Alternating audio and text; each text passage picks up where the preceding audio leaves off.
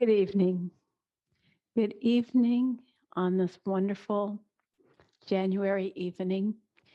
And I'm Cynthia Hoban, and I welcome you to this, our second lecture, our second study about our journey after death. And as you know, we're looking in this series at the experiences that we go through between death and rebirth. And this class is accompanied by a Tuesday morning webinar series in which we're doing eurythmy to enliven our studies here through these thematic experiences in the eurythmy class. And let me remind you once again, I think about this series as the first of two paired series. So after 5 weeks here, we'll have a 2-week break, and then we'll begin a second series in which we speak about our reincarnation into our bodies and how we have built our karma and how we experience that from life to life. So a rich series, and I'm grateful for you to be here with me. As with last week, I would like to invite you to pull into your heart and your mind a picture of someone, or more if you like, someone who lives now on the other side of the threshold of death. And Rudolf Steiner gives us a couple of ways of doing that. First of all, you must feel them livingly. You must call upon them inwardly and enliven what you are seeing, your memory, as vividly as you possibly can. If you like, think as if they were walking into this room, as if you are making a picture of something that they wore or a hand gesture that they made, for instance, and they will feel drawn to the living memory that you create of them. So some of us that are on this call share a few common friends who are on the other side. Let's call all of our friends in. I call especially my dear friend, David Gershon, the physician, but there are others that I'm sharing with you and that you have. Just a moment of quiet.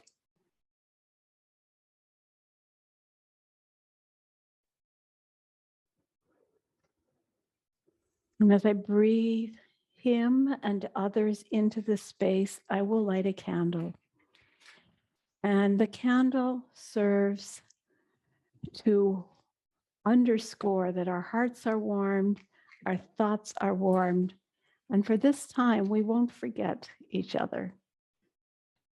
And once again, as last week,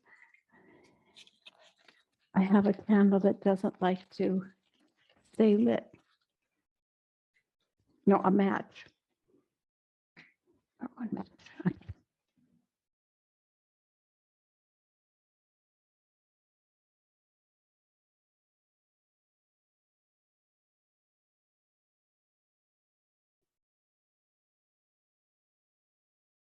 As I hold this candle for a moment and then put it down, I send him some extra love. Rudolf Steiner gave us quite a few verses to use when we are thinking of cultivating our relationship with those who have died. And I've chosen one to read in these classes. So I will speak these words by Rudolf Steiner directed towards others. We were united with you. Stay now united with us.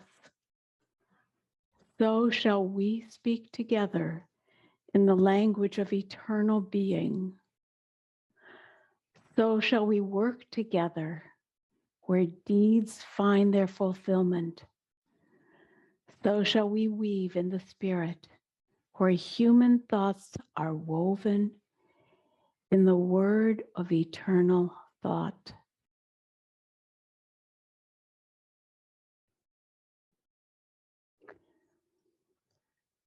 And you know that this text is included in the PDF that I send out at the end of this lecture. So you will have this yourself. I would also like to take just a moment to state that this study of our life after death is based solidly on the work of Rudolf Steiner, who created the worldview or articulated the worldview known as anthroposophy, the wisdom of the human being. And so in this moment, I would also like to send thoughts of gratitude and connection to this living body of wisdom that has given us so much spiritual nourishment for our time. All right, let's remember a little bit of what we did last week. There are some new visitors, and by remembering, we will also presence what we are working with in these classes. As an introduction to that, let me speak about how we need to be present as we go through this next hour and 15 minutes. We learn from Rudolf Steiner that in cultivating this relationship to those who have died, it's essential that we are very present. And in doing that, we need to overcome any habit that we have of lazy thinking, any practice we might have of multitasking. By the way, if you want this experience to be really beneficial to yourself and to those who have crossed the threshold, you really must put away any multitasking that you're doing so that these thoughts that you are thinking can be food, can be nourishment to those who have died. Just as when we read a book, if we read a book, we just have words on the paper.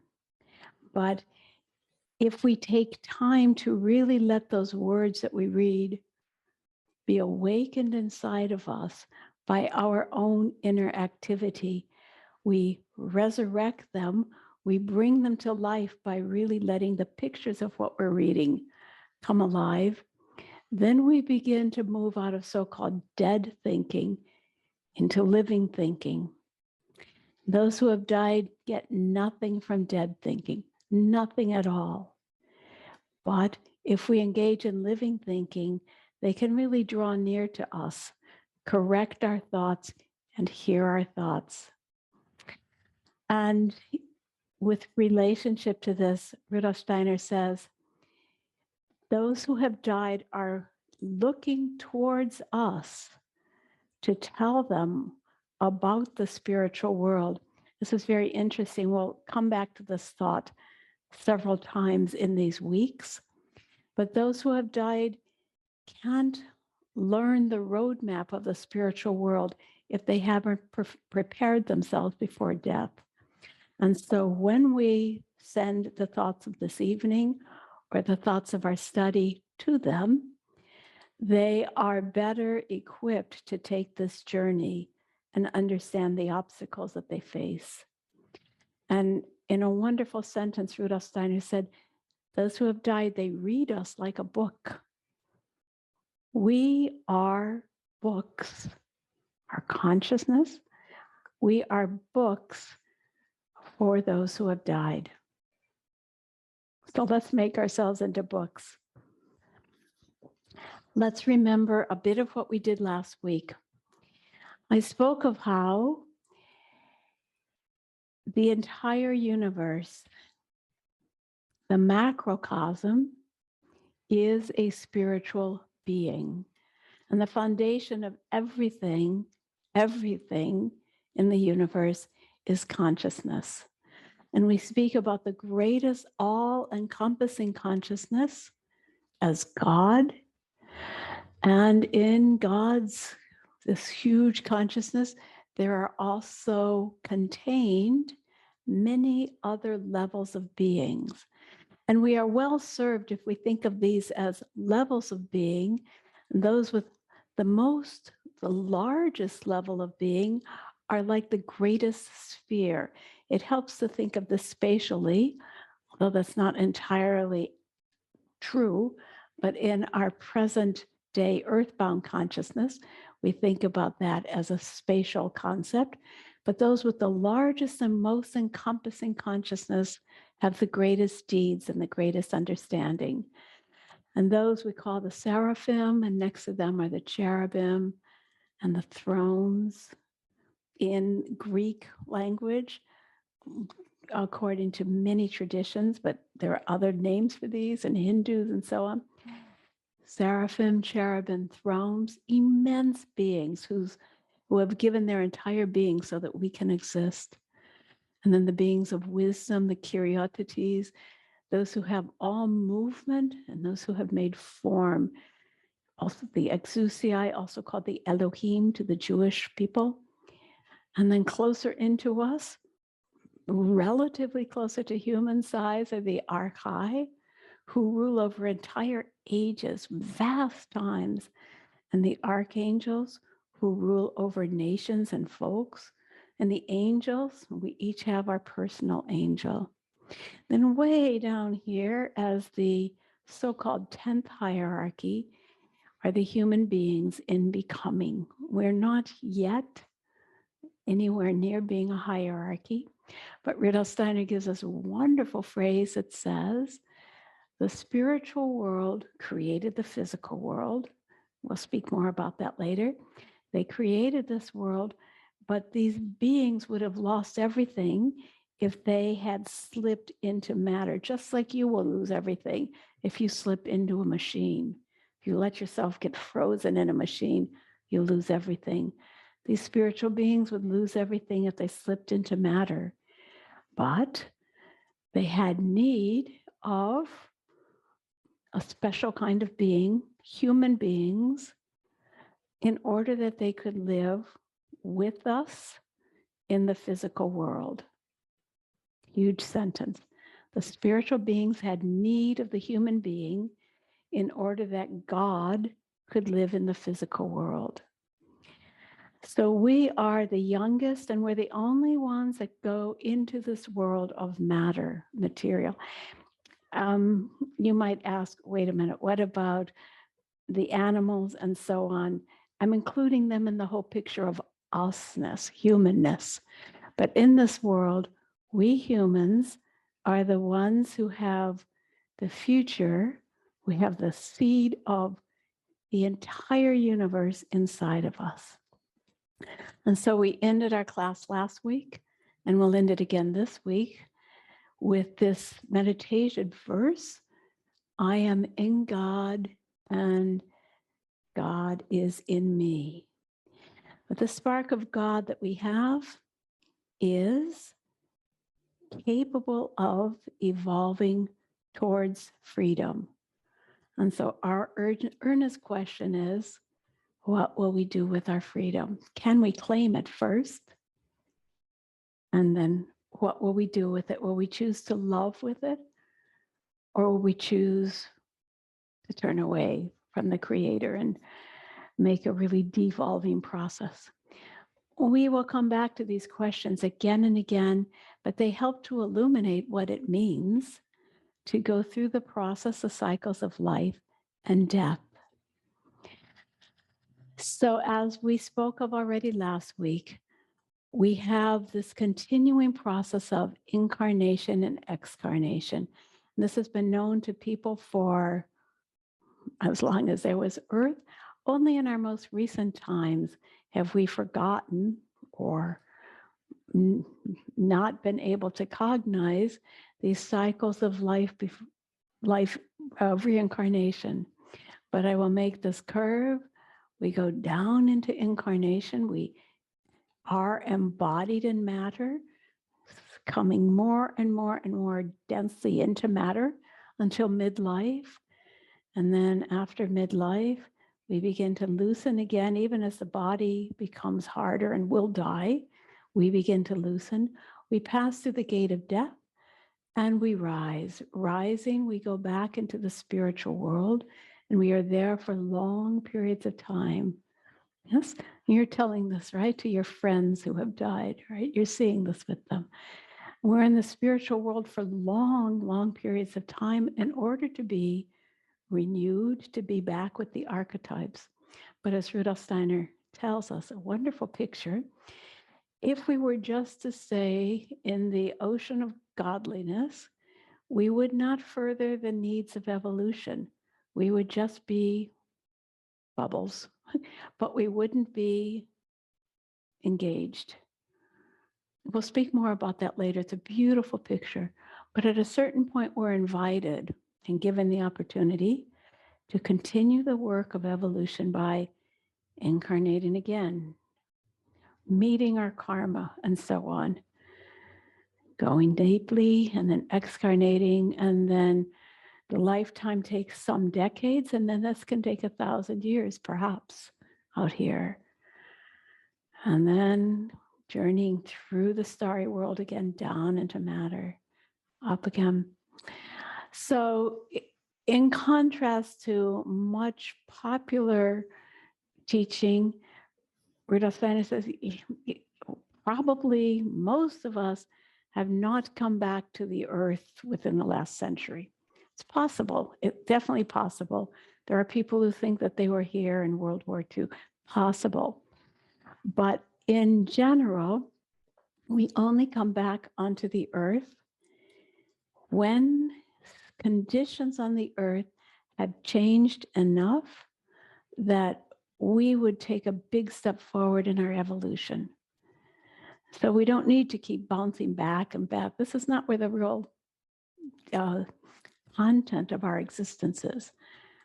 Content is out there, but we come back in here in order to work on evolution, our evolution in which God is also evolving. So we have these continuous cycles, and in our understanding, we always come back as a human being. And there are some popular misunderstandings of ancient cultural understandings, but in fact, the ancient teachings always said that the human being comes back again and again as a human. Now, in our present time on the earth, most people have a great fear of death. Those of you who are here on this webinar probably don't have this great fear of death. You have probably come to grips with this understanding a bit, but let's look at that as a phenomenon. And this is also something that affects those who have died, that in this time on the earth, Rudolf Steiner says, and look around, we are so wedded into materiality, including our ever increasing plunge into what we call subnature, magnetism and electricity and nuclear energy and all of this, quantum mechanics. We're becoming so deeply enmeshed in materialism that our thinking is becoming more and more material. And in that process, it's really typical to imagine that we lose everything when we die. Therefore, there's a lot of closing our eyes or fear of death. And it wasn't always like that. So let's try to enliven this picture together, that the creation from God, from all of these spiritual beings dreaming, creating together, evolving themselves to ever greater perfection, all of this creating became more and more complex until the earth, our earth, came into being. Obviously, it's not even possible to count that in terms of time. We have to think in terms of chapters, but it's not even countable in zillions of years. It's like different stories, different becomings. But as our earth gradually came into being, the spiritual world had need of us, the world was not as hard in the beginning.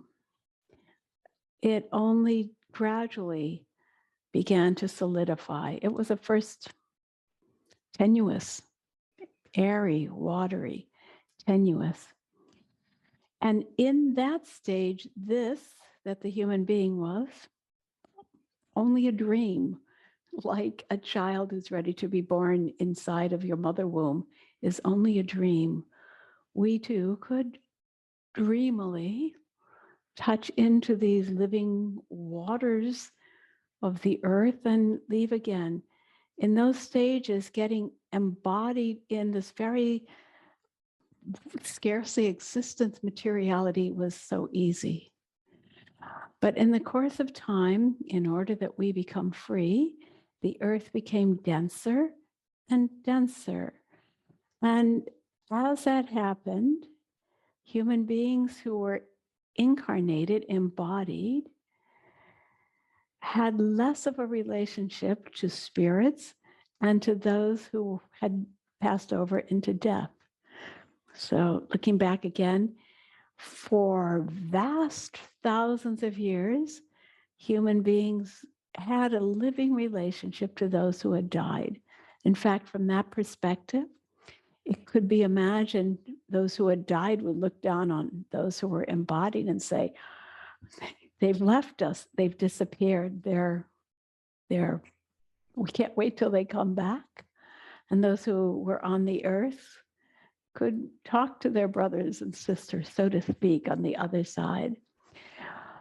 And then gradually that separation became stronger and stronger, especially the more nature, the kingdoms of nature became hardened, to some great extent became perfected, until humans began to lose their relationship to the spiritual world.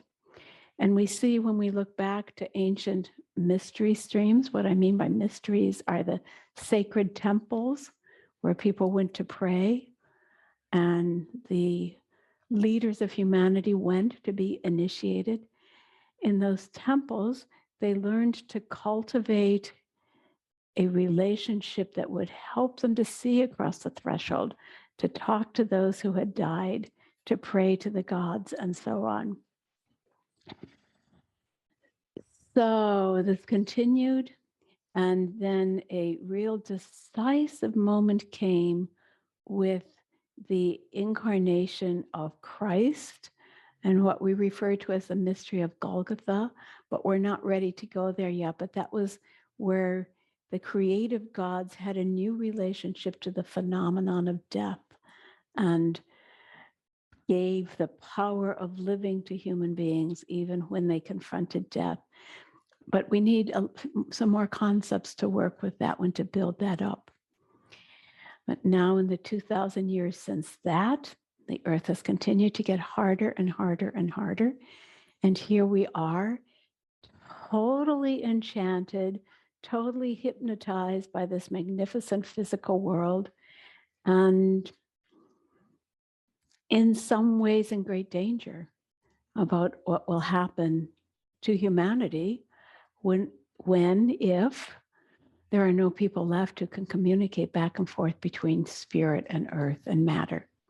So in that case, just keep a living connection to those who are on the other side of the threshold.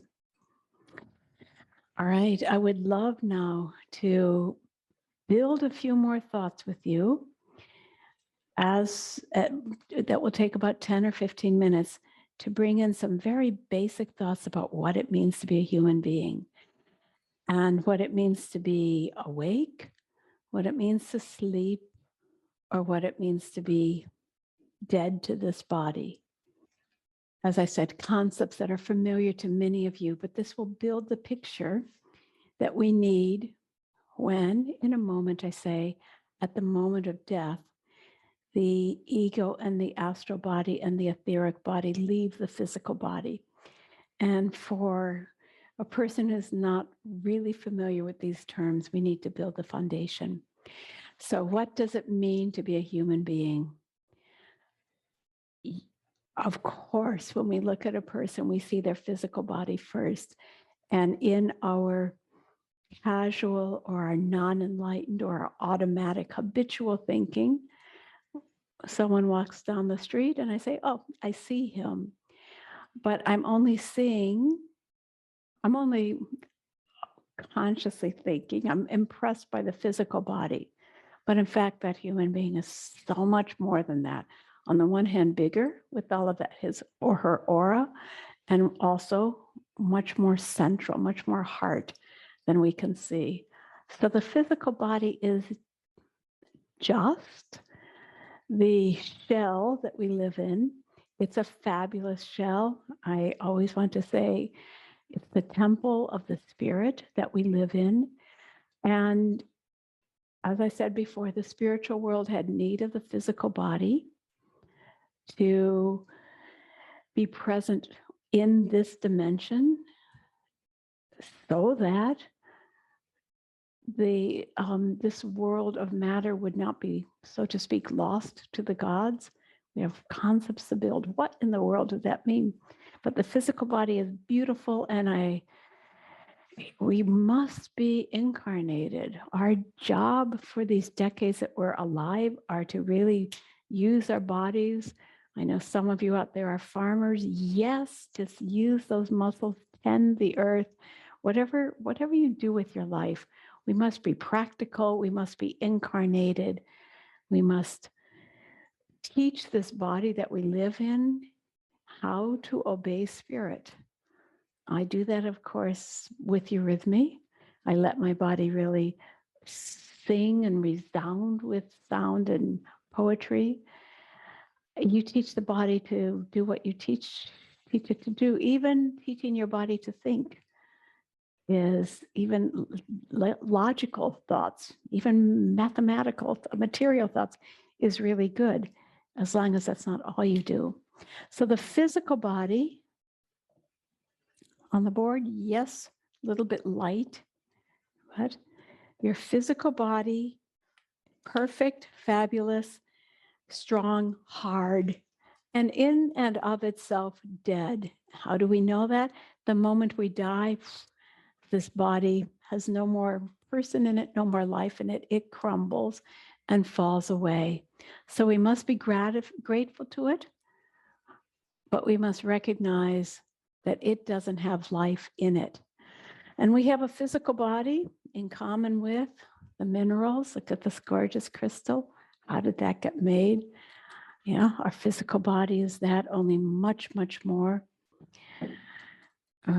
complex, because the body was created more than the crystal. The crystal wasn't made to have consciousness inside of it or to be able to be moved and live, but for what it is, it's exquisite. You have a physical body, your outer casing, and then you have an etheric body. I know many of you could give the same talk at this point, right? The etheric body is the body of life. And as long as a plant or an animal or a human is alive, they have what we call an etheric body. The body of chi, the body of flow, the body that works with all of your organic processes, your upbuilding processes, your life and growth processes. The etheric body can do different things in different kingdoms of nature. And here I want to call attention to the fact that in the human being, the etheric body also serves our process of thinking. So when I told you at the beginning of this, as you communicate with those who have died, be sure that you're really present in your communications, not multitasking, not distracted, because that's the physical body pulling you down. Really present and using your life forces as you think. We call that living thinking. And that's unique to humans. Animals, they have different processes of consciousness, but not the ability to deliberately think living thoughts. They do other things. Plants, obviously not. What the plants do is they receive the archetype from the cosmos, from the sun, which has been woven into the chromosomes of the seed. They receive all of that, and then they grow according to these archetypes. We have also an astral body. And I hear this gets fun. I think you know the astral body means, it would mean the star body. Astra is star. And this is a body that we're very, very much at home with without knowing it. The astral body, can I try to say it like this for you? It was given to us when we were still young as a species, as a beingness. The astral body is that membrane, that quality, that capacity that we have in ourselves to be sensitive, to sense things. And these sensations then don't just lie on the outside. So a plant, when it gets the light, it simply responds. When an animal gets a sensation, it flinches, or if it gets the sensation that the seasons are changing, it might migrate. What does a human being do when we get a sensation? Some of them remain unconscious and some of them rise into our consciousness. We think about them. We have thinking, feeling, and willing. We have different levels of relationship to our sensations. So the astral body is this membrane of sensitivity. Can you get it like this? Imagine this aura around you, and the astral body is always feeling.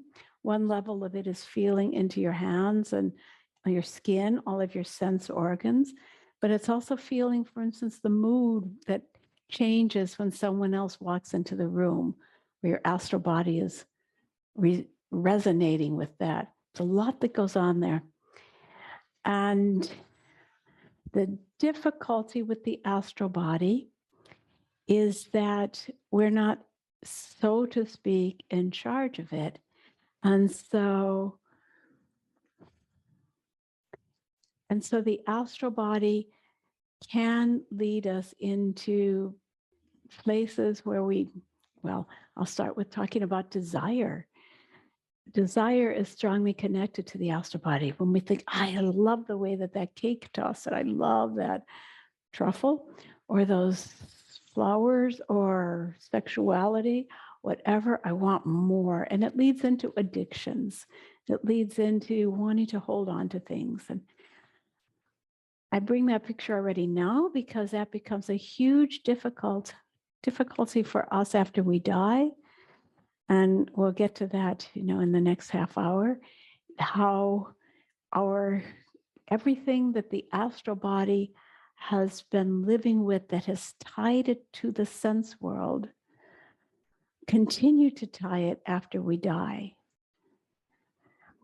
And so, again, we'll get to that soon. But the astral body is in and of itself wonderful, but it's also a real challenge and task for us to know how to deal with it. For those of you who have worked with children,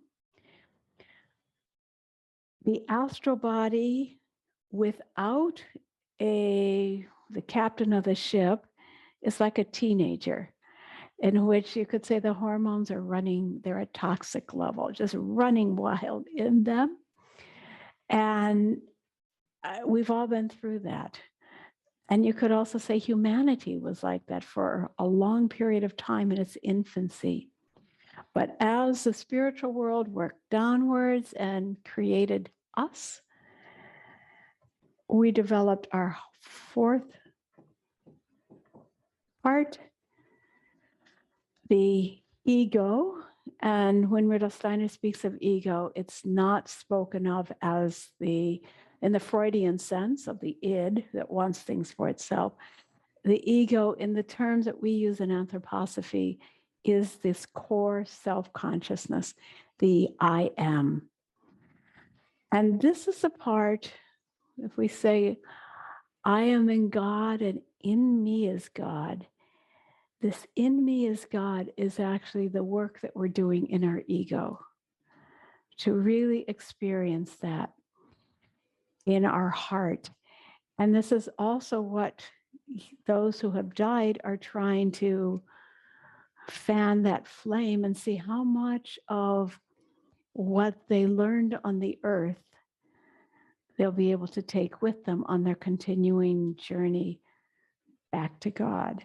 This ego, that's our task at this time in evolution. Let's stay with this for another 3 minutes. Very clearly, we need to understand that as long as our reality was, I am in God, our ego could not be integrated into these bodies and become self-aware. As long as we were just in God, we were overwhelmed by, at every turn, overpowered by all these spectacular other beings, their majesty, their thoughts, their will. Everywhere they took us, we thought that they thought into us. They willed into us, and we were grateful, loving passengers on this journey of life. But the spiritual world, or the vision here, is that we, the so-called 10th hierarchy, needed to individuate. We needed to become free. And in this situation, we weren't free. In this situation, the world thought and willed into us. The only way for us to be free would be to be, so to speak, thrown out of paradise, set out in this physical, mechanical, materialistic world, and invited to solve the problem of what does it mean to be free. So in my individuation, can I know myself as a presence that's walking through time, that's using my body to walk through time? Can I know myself as a presence as I'm thinking, as I'm feeling, as I'm doing? And I know that as a presence, not just a noun that's, I've got my ego, and I'm going to be free, because I'm not that at all, but a total presencing that walks through the world, listening, receptive, and creative in activity, and creative in consciousness. In fact, in the anthroposophical practice of meditation, our meditation practice is not to go out of the body and imagine that we're on some beautiful meadow somewhere. The anthroposophical practice of meditation is to practice presencing, to think the thoughts of the spiritual world right, and to know myself holding space for spirit to be active in me. So not to go empty in my mind, but to become intensely present. And we also practice that in eurythmy, as many of you know. So we are working on free will, and it's really good to take that as the beginning part of our talk as we go into the study of life after death, because we need to understand what the purpose of all of this is in order to try to find our way back into the spiritual world after we die. So here I bring a quote to you where Rudolf Steiner wrote, "What does it mean to be free?" If we speak about freedom so glibly, to be free is to be capable of thinking one's own thoughts, not the thoughts merely of the body, nor of society, but thoughts generated by one's deepest, most original, most essential, and spiritual self, one's individuality. I'll do it again. To be free is to be capable of thinking one's own thoughts, again, not the ones that are planted in us by higher beings, not the thoughts merely of the body, what do I want, or of society, what in the world do I want a vaccine or not, etc. What are people telling me? It's good, it's bad. Not that, but thoughts generated by one's deepest, most original, most essential and spiritual self, one's individuality. Yeah. And he spoke this to the first Waldorf teachers at the conclusion of the lectures and said, this is what we want to make children capable of when we educate them, to be able to be free.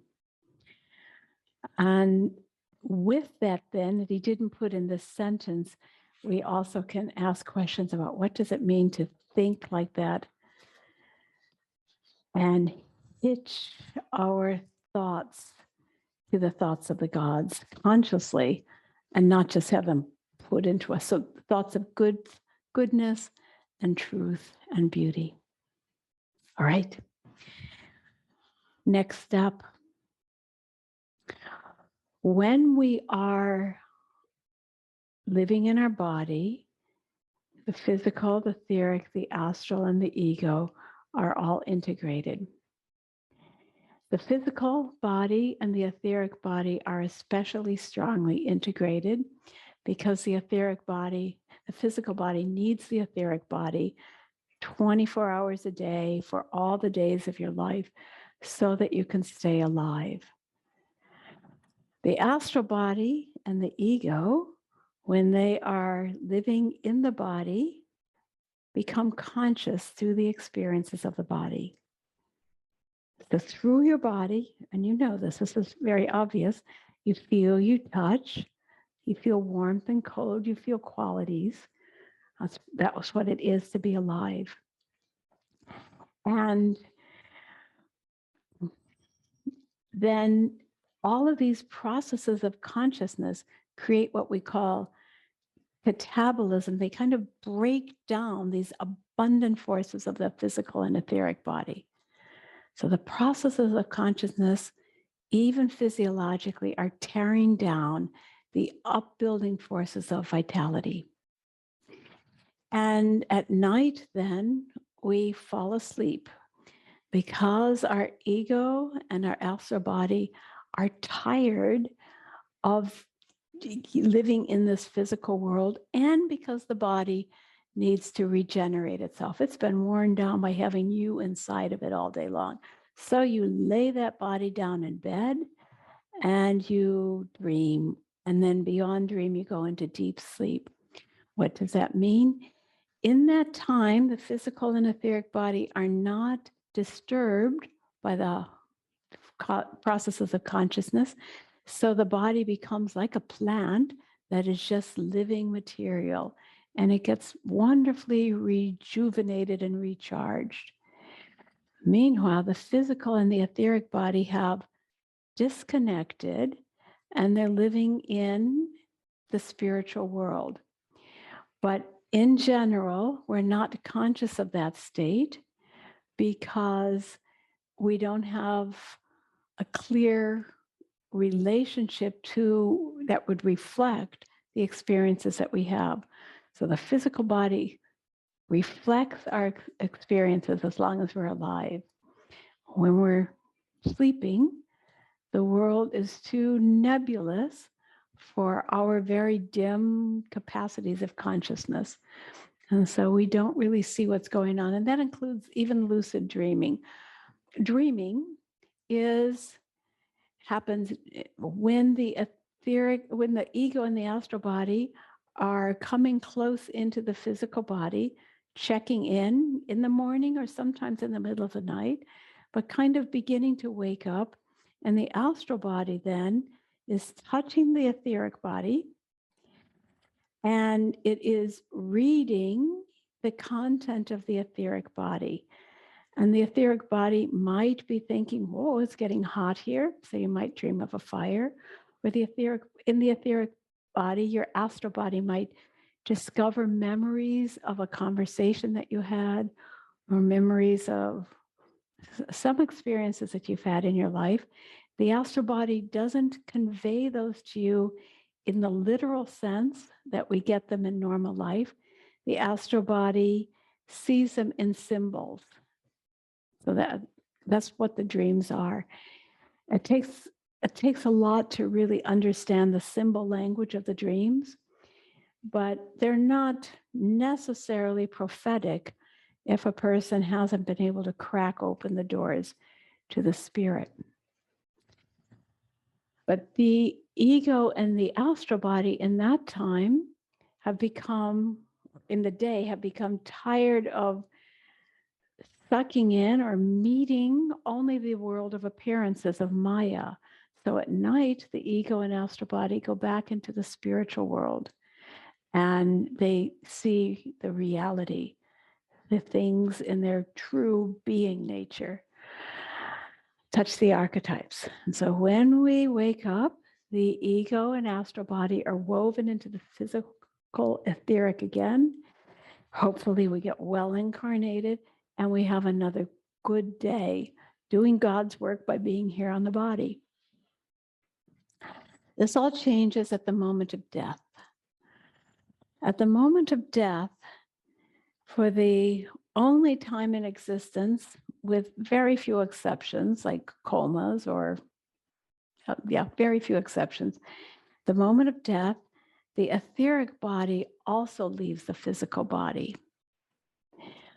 So the ego, the astral body, and the etheric body together lift out of the physical body. Because of this, the physical body is of no more use to the self. It has been sacred, however, the body, because this is matter. Your bones, your flesh is all matter that you have lived in for the decades of your life. So it is a temple that you have built through the deeds of your life.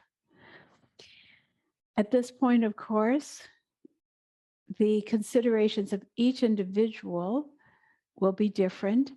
If a person has died peacefully in their sleep, the body will not be disturbed after death. If a person has died in a car accident, then the body will be broken, and that brings another sadness to it. But still, the bones have been built by that biography. Or if a person has had a long illness, you'll see also the body bears that gesture. But in every case, it is sacred. And in the anthroposophical traditions, we'll come back and talk about this in a couple of weeks more. How do we take care of people who have died? But we can say after death, it has been tradition to have a wake. And in the wake, our purpose is to gather around the sacred body of someone who has died and guide it and protect it and hold space for it for 3 days. As this person is really extracting all the fruits of their life and all their memories. Rudolf Steiner says our deed of having a wake is to protect the body for 3 days. And in that way, the person's leaving can be best maintained. And the elemental beings, all of the elemental creatures, are not allowed to start decaying the body. Shouldn't be allowed for those 3 days. All right, let's keep going then. So what does the etheric body do in that time? We spoke of that briefly last week, but throughout the course of your life, through your consciousness practices, through your life experiences, the etheric body has always been getting the imprints of your astral body upon it. Let me say that again. Everything that you have experienced in your astral body becomes a picture in your etheric body. Some of those rise into consciousness, some of them don't. All of them, these pictures, are affecting your body, your health, your biography. And yet, as I said, they don't all need to rise into consciousness. They're just formative forces from the life that you are living. And you wear them more or less unconsciously as your clothes. However, good news for those of you who are doing eurythmy, in our eurythmy practice, we are building these etheric forces. We're impressing upon ourselves the etheric forces that are given to us by the creative world word, by the planets and the constellations. So that's one of the very deep meanings of eurythmy. We are actually reconstructing our etheric body according to cosmic laws. So when we die, this etheric body is loosened. And what's the good of it? Yeah. It begins to expand. And in those 3 days after death, the astral body beholds all of those pictures, but they're as if rolled out, unrolled, unfurled. And so the timeline of your life becomes a spatial picture, like a movie that you read, as if you can see the whole. If any of you remember movie films that you aren't given digitally, but are given in those spools. It's a little bit like you can imagine this life just unfurled like a spool. And we are enchanted by that picture for a while, 3 days.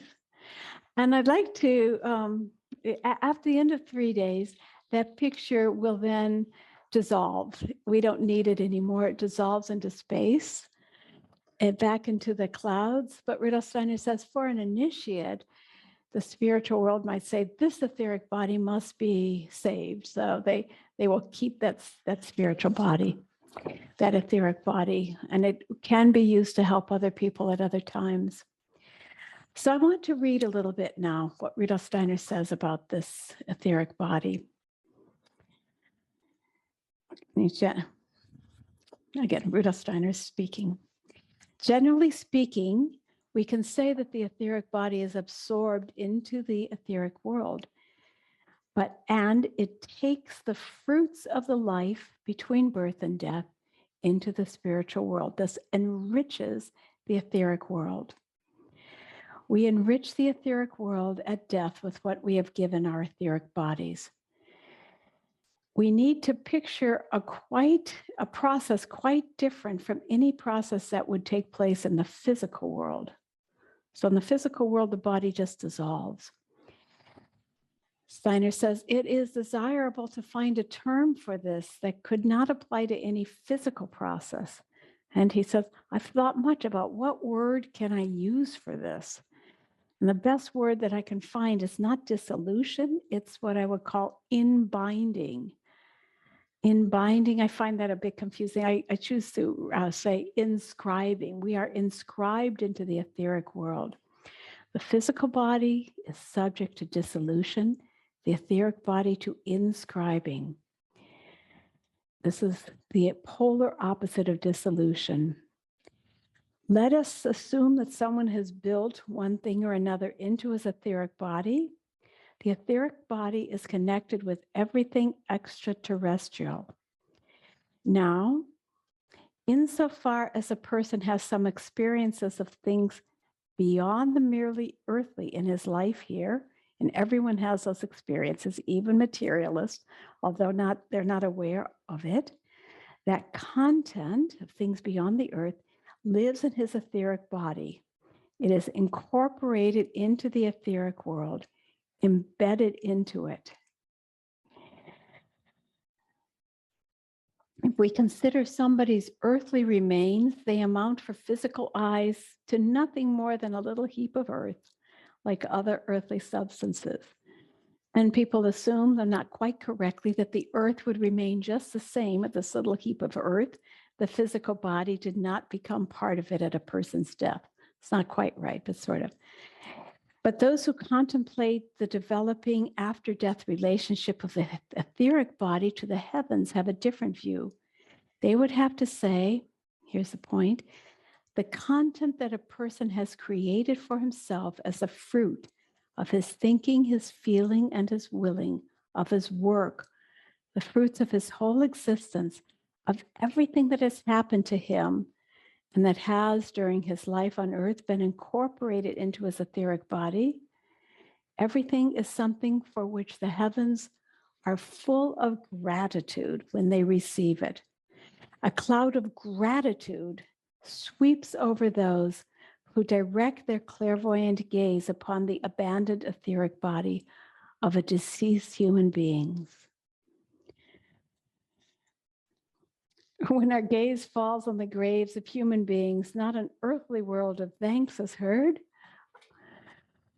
whereas thanks resound from the heavens for everything with which the human being has endowed his etheric body during his lifetime. The heavens have bound man's etheric body into themselves. You can find that in a little bit more. I compacted that a little bit. You can find that in the notes that I send you them after we die. For 3 days, we are in this space quite close to the earth, close to the etheric body. Then we shed the etheric body, or it leaves us, and we could say in a way that we go through a second death at that time. We have first let the physical body die away. Now the etheric body dies away. Now the ego only has the shell of the astral body around it. And the shell of the astral body is what will have the next experiences that we go through. And the astral body has to get familiar with, has to learn to have experiences to navigate in this non-sensible world. So for the decades of a person's life, the physical body has been really immersed, or the astral body has been really immersed in eating and getting up and walking and touching and meeting people and desiring and maybe working for money or whatever. A person has spent this whole life touching the world. What is it like to back out of that? We have to unlearn so much. And that's hard. And so this is where we will take the next step tonight and finish the rest of it next week. I want to read once again what I read last week, this extract from the poem by Rainer Maria Rilke, who wrote, "Of course, it is strange to inhabit the earth no longer, to give up customs one barely had time to learn, not to see roses and other things, other promising things in terms of a human future, no longer to be what one was in infinitely anxious hands, to leave even one's own first name behind, forgetting it as easily as a child forgets a broken toy. Strange to no longer desire one's desires. Strange to see meanings that clung together once, floating away in every direction. Being dead is hard work and full of retrieval before one can gradually feel a trace of eternity."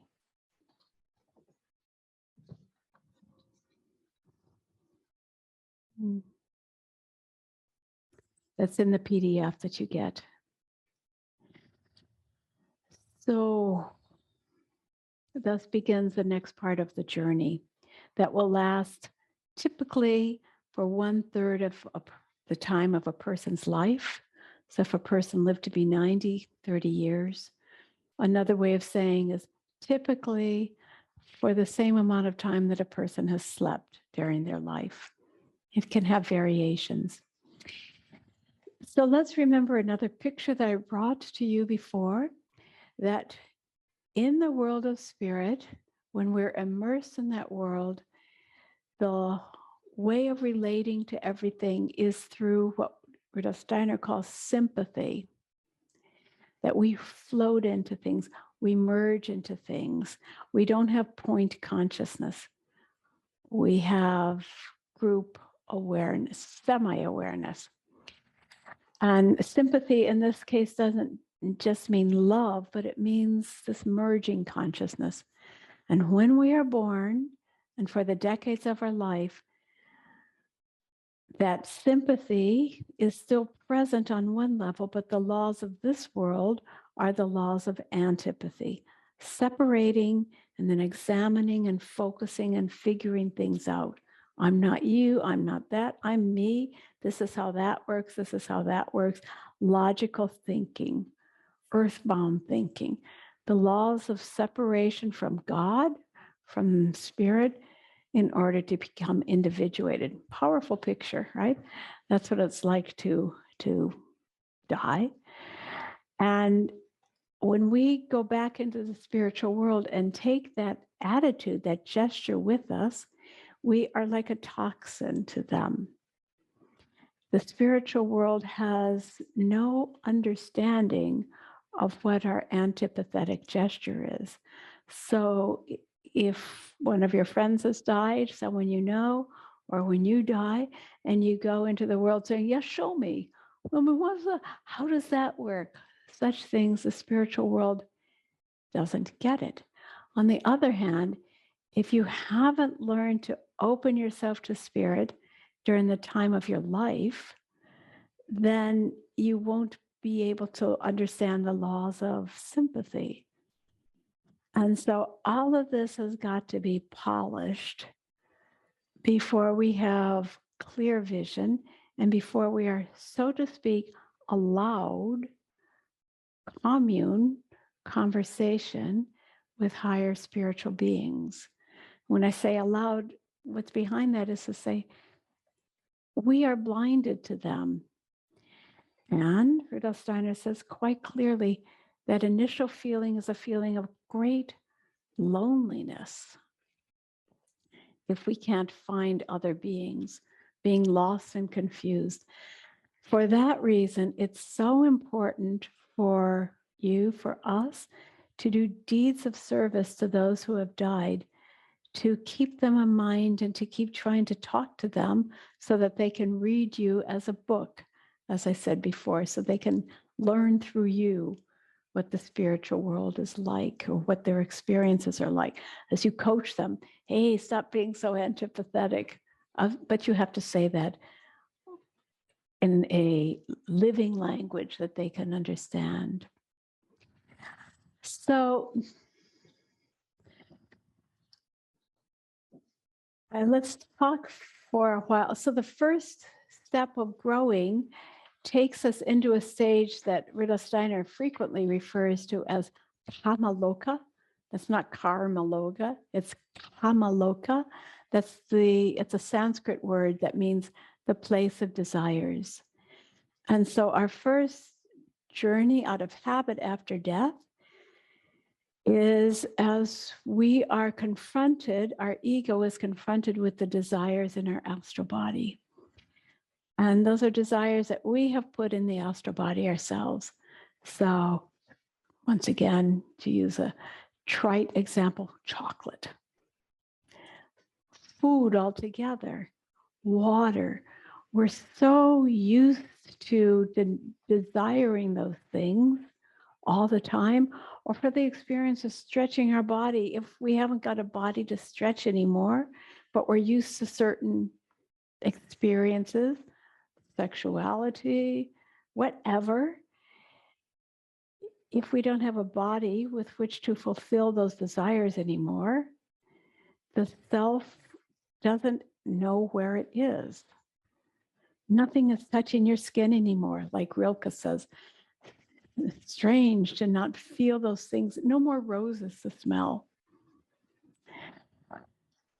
Because we don't have those desires anymore, we feel bereft. And yet, let's turn for a moment to, for instance, the Tibetan Book of the Dead or the Mexican Book of the Dead. All these ancient texts speak about, often they speak of a time after death where we meet these monsters, terrible monsters. These monsters are real, but they're not the hierarchies. They're like desire beings. And they're beings that we have been feeding throughout our entire life through our desires. So maybe there's a chocolate monster who will only be satisfied if you eat chocolate, or the rose monster, or whatever, all of these beings around you. And we have, in one sense, we have to do battle with them. Steiner also says, if we understand the language of the Catholic Church, where they speak about purgatory, we could say purgatory gives a picture that a person is going to be burned in hell. These flames that might burn us, or these afterlife demons, these are beings that we have given birth to our own selves. We've given birth to them during the course of our lives, and they have been burning inside of us, destroying our better selves because we haven't been paying attention to the essences. And we have to let those fires burn themselves out before we find our way into the higher dimensions of the spiritual world. So and what about the world of machines and computers? Of course, Rudolf Steiner never said much about them, but if we've really been woven into them through the course of our life, it's going to be hard to find our way through that. So we have the picture that in this first time after death, we live in the space between the earth and the moon. So we're going to begin an astral journey that will expand away from the earth through the different planetary spheres, stage by stage, until we get to the realm of the stars, and then go beyond the stars. And the distance from the earth to the moon and then beyond, as far as the sun, is called the soul world. And that will be our next step to talk on next week. And moving beyond the soul world after the sun, after passing many tests and evolving, we enter spirit land, Mars, Jupiter, and Saturn, and beyond. Not everyone will be able to stay conscious in that. When we're not conscious, we are carried by a good guardian angel who'll get us to where we need to go. But the more highly developed a person has already become on their journey, the more they'll be able to take hands with the guardian angel and work in consciousness through these dimensions of the hierarchies. So that's as far as I'll take you tonight. Much of this material is in the PDF that I've written for you. I'd like to do once again just a couple of minutes, 3 minutes of a eurythmy experience, and then take notes or take questions from you.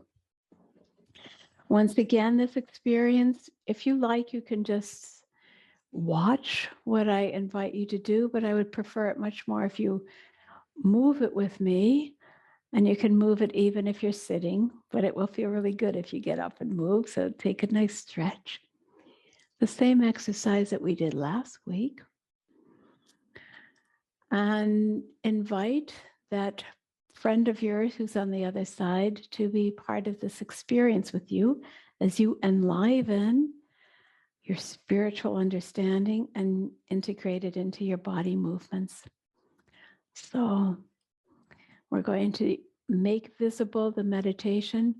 I am in God, in me is in God, with expanding and contracting. Staying centered and staying grounded. Expand your etheric, expand your astral body. Grow yourself to the widths of the world. Being fully present, you still feel, I am feeling my way into the universe. And then take all that universe and imagine yourself getting born into your body. I take the whole universe and the whole natural world and all the people I know, and I inscribe them in my core, in my heart. And then I give all of this back to my creator. And like I said before, the etheric world feels gratitude for what we give to it.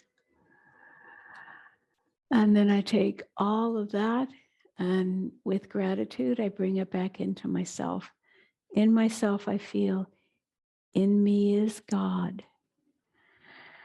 And I expand to the great widths of the world and feel, I am in God. And I take all of that back into myself, coming through the stars and the planets and the natural world to my core. In me is God.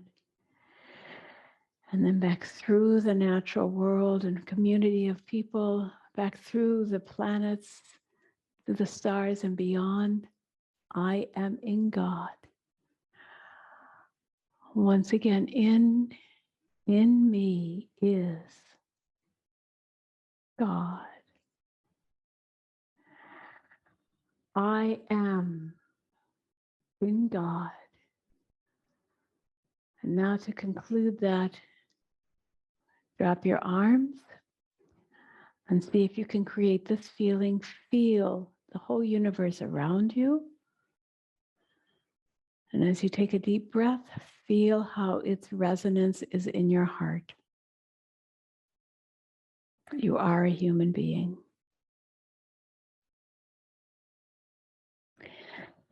Thank you. Thank you so much. Thank you. All right, Michelle, let me know if there are questions to answer. We have a few minutes for a question. Oh, yes. Last week we only had 2 or 3, but Well, okay, that has changed. we made up for it, huh? Indeed. Okay, let's start with Daryl's question. Let's start with Daryl's first question. Daryl asked, do you think if I have only known someone who has passed on Zoom and written communication and not literally, in quotes, in person, I can still connect with them? Yes. Yes. And I refer to Rudolf Steiner on this one because he said, with the right intention, you can connect also even to people that you haven't known directly. Beautiful. Yeah. Okay, then. Sorry, I'm making a note of another question that came in. Okay, then Daryl's second question is, if someone who has passed and we're not prepared, in quotes, in this life for the etheric in the afterlife, is our attempt to connect futile and to no avail? Not in the least. Not in the least. You are, in a way, their only hope. You're like a candle. You are a light, and they desperately need for you to do that work for them, to reach out to them, to call them. A person who can't get into the other side will be hungry for anything they can get. And the love of a human on the earth, or the striving or the spiritual thoughts of people on the earth are food for them. Just invite them.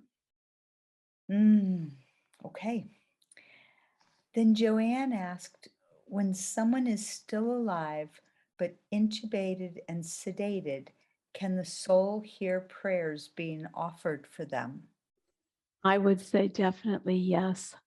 And I think many of us have heard anecdotal stories about people who are in comas and have come back from comas and can tell what was going on while what conversations people had while they were in a comatose state.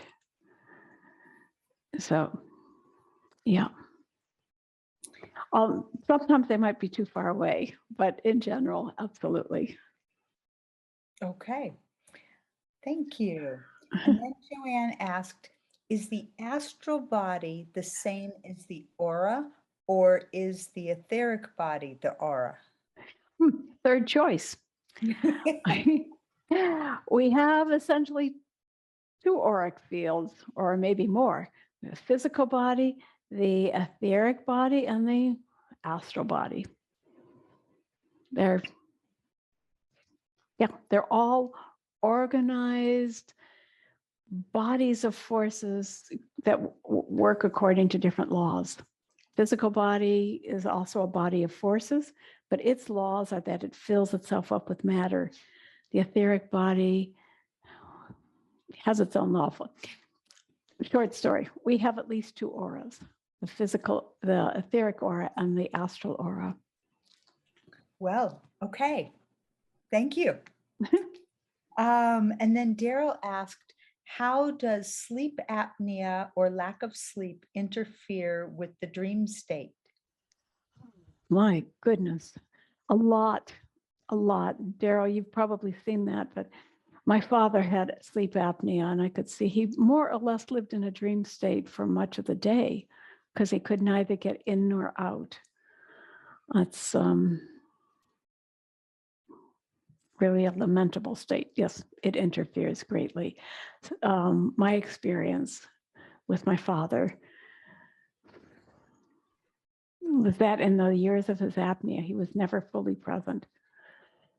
Mm, Mm, Thank you. Yeah. Okay, now Judy asked, I have to scroll back up here. No, Julie asked, then Judy asked. Okay, Wait, I think Joanne Ianello asked something.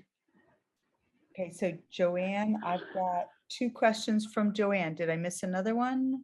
Many who have experienced the spiritual world in near-death experiences. No, this is a statement. Describe knowing and remembering those who they recognize as being friendly. Thank you, Joanne. Yes, so true.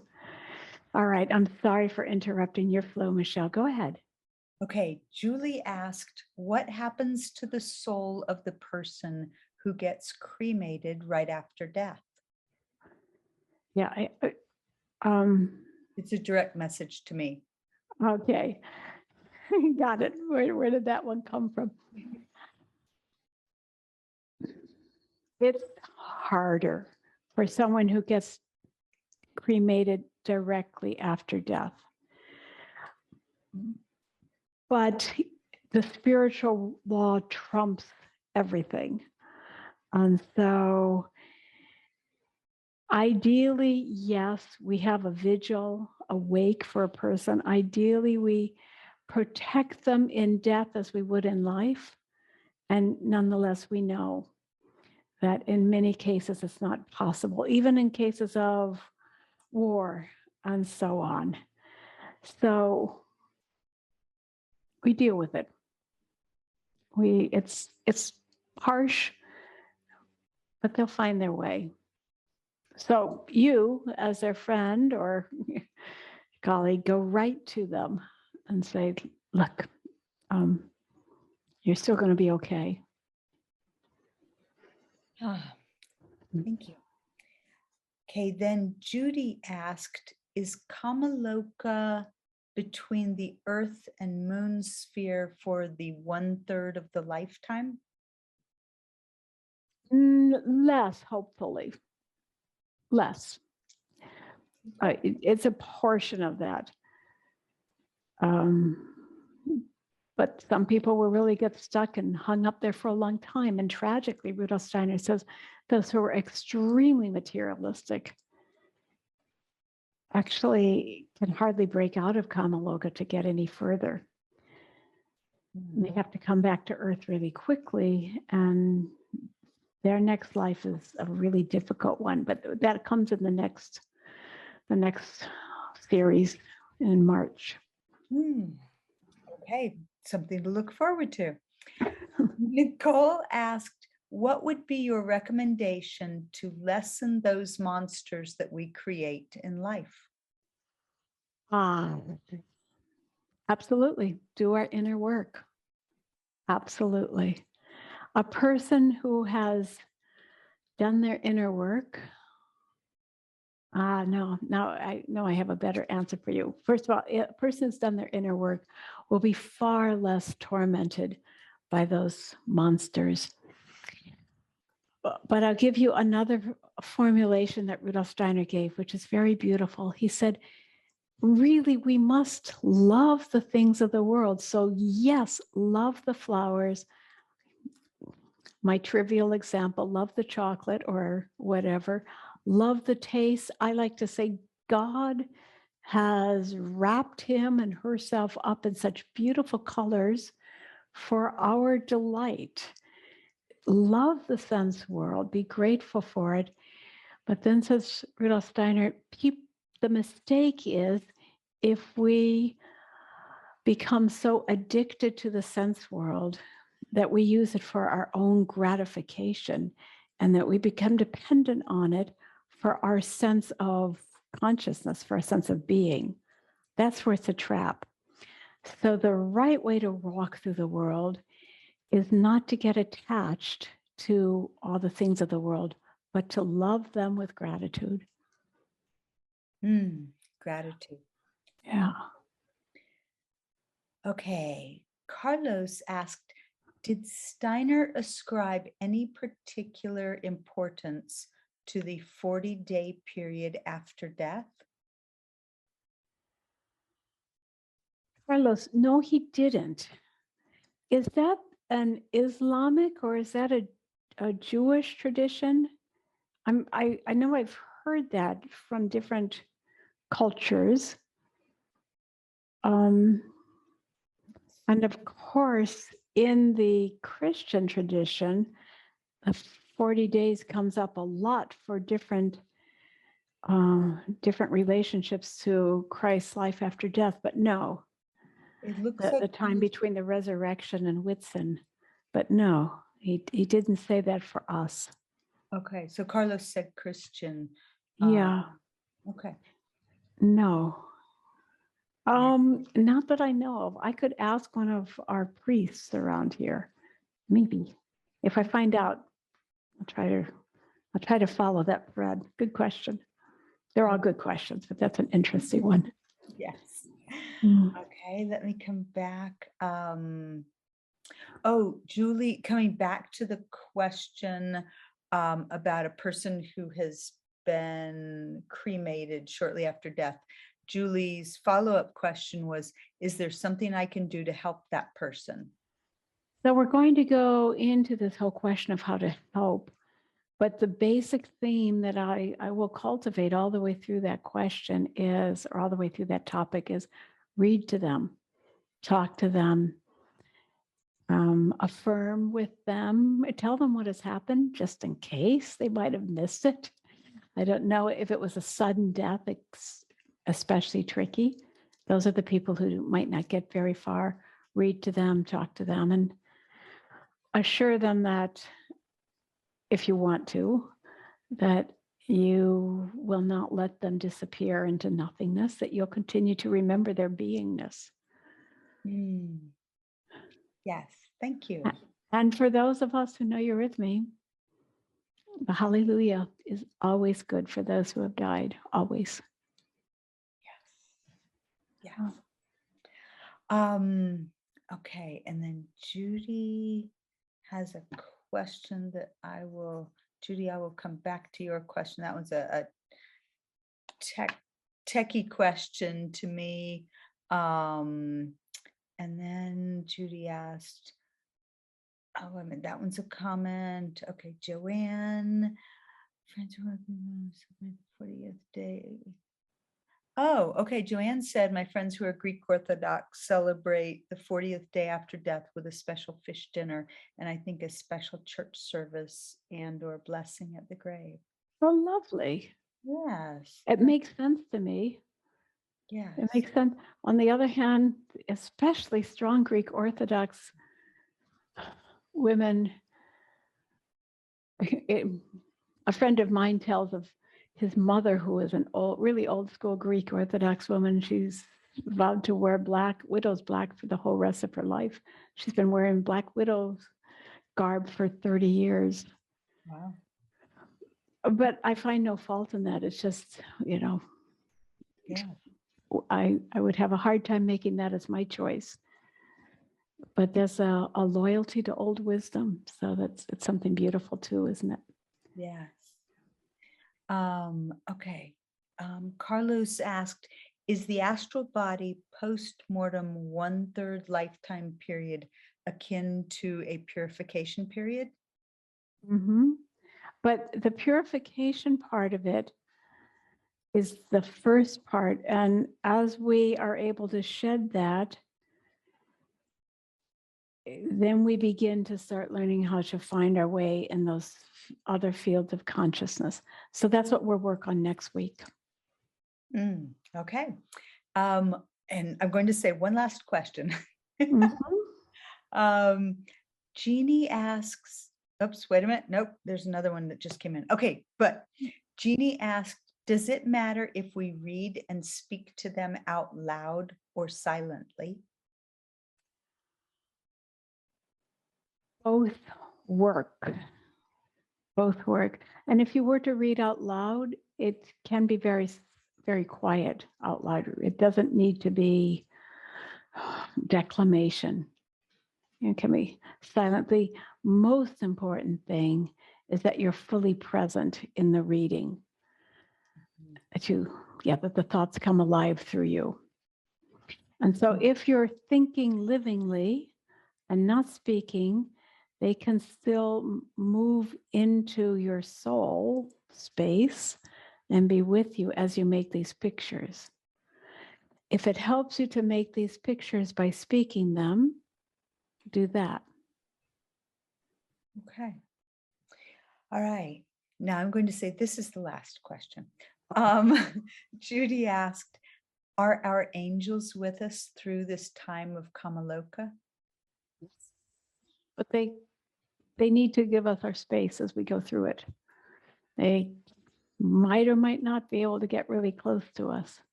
But yes, they're right there in our environment, just ready to hold us. We'll speak more about that one next time too. That's a big theme in the next part of the story. Okay. All right. Now, this really truly is the last question, Cynthia. Really. Mary asked, what about group reading? Is that effective too? Sorry, I've got to throw the question back. Do you mean reading to a group or a group of people reading to one? Those are two directions that can go. Mary, I'm guessing you mean a group of people reading to one. A group reading and dedication to the dead. Absolutely effective. Absolutely. I think that must be a party. Can you imagine Uncle George saying to his buddy Fred, hey, come on, they're doing a reading for us. Let's go. Yes, seriously, absolutely, absolutely effective. And Mary did clarify that and said a group reading in dedication to the dead. Very good. Wonderful thing to do. Thank you, Mary. Yeah. Well, Cynthia, oh my goodness. Yes, another very rich, yes, amazing time together. Oh, and we have our candles too. Yes, thank you so much for this evening and for your wisdom and all of the pictures you have shared with us and the understanding. Thank you. I offer my thanks back to Rudolf Steiner and to the gift of life. And more close in, I offer all my gratitude to you, Michelle. And as Michelle and I do every week, thank you to the beings of technology which made this possible. Thank you for cooperating with us again. And also thank you especially warmly to all those who were in a position to support me in doing this work with your donations. Thank you. Right. I'll blow my nose.